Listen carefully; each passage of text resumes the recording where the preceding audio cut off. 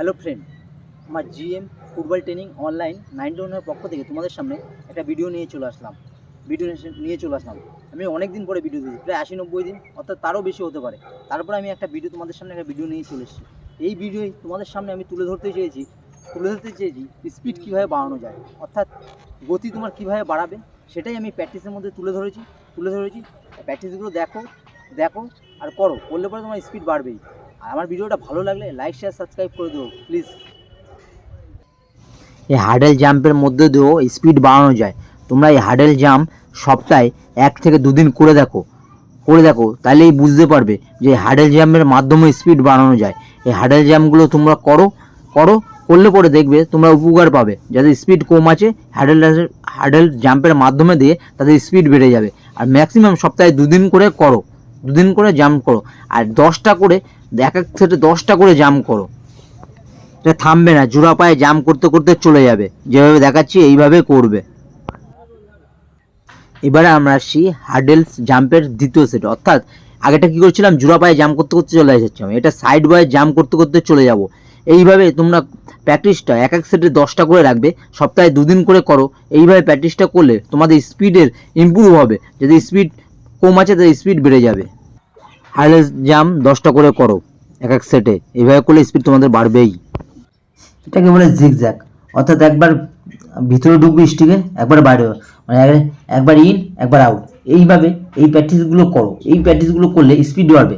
এবং বলে যখন তুমি আউটসাইড ইনসাইড দেখাচ্ছ, এটা সেই কাজেও তোমার বলের উপরও স্পিডটা বাড়বে। আমি যেভাবে দেখাচ্ছি এইভাবে করো, একটা সেটে 10টা করে রাখো।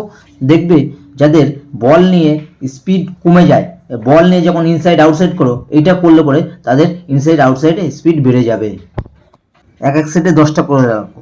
আর এটা করলে তোমাদের ফিটনেস লেভেল যার কম আছে, ফিটনেস লেভেল বেড়ে যাবে এবং ফিটনেস লেভেল উন্নতি হবে। এবার আসছে দ্বিতীয় স্টেপ, অর্থাৎ আগেরটা কি করছিলাম, জিগজ্যাগটা সোজাভাবে করছিলাম, এটা করছি উল্টোভাবে। এটা ফিটনেস লেভেলকে আরও বাড়ানোর জন্য আর স্পিডের গতি আরও বাড়ানোর জন্য আমরা উল্টোভাবে যাব। আগেরটা কি করছিলাম, সোজাভাবে ঢুকছিলাম, এটা ব্যাকে ঢুকছি। এইভাবে তোমরা এই প্র্যাকটিসটা করো, যাতে ফিটনেস লেভেল কম আছে ফিটনেস বেড়ে যাবে এবং স্পিডের উন্নতি হবে। এইভাবে তোমরা এই প্র্যাকটিসগুলো করো। আমরা যেভাবে দেখাচ্ছি এইভাবে তোমরা কন্টিনিউ প্র্যাকটিসটা করো, এক সেটে 10টা করে রাখবে। আমি প্র্যাকটিসগুলো যেভাবে করছি এবং তোমাদের দেখাচ্ছি এইভাবে তোমরা করো, তোমাদের স্পিডের উন্নতি হবে এবং ফিটনেস লেভেল বেড়ে যাবে। ফিটনেস লেভেল যখনই বেড়ে যাবে তখন স্পিড অটোমেটিক বেড়ে যাবে। এইভাবে প্র্যাকটিসগুলো তোমরা করো।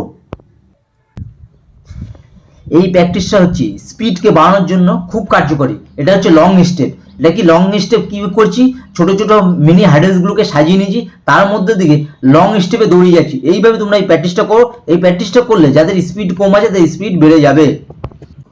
আজকে আমার ভিডিওর লাস্ট পার্টে দেখাচ্ছি কি 4টে মিনি হার্ডেল সাজিয়ে নিয়েছি, তার উপর দিয়ে জাম্প করে যাচ্ছি।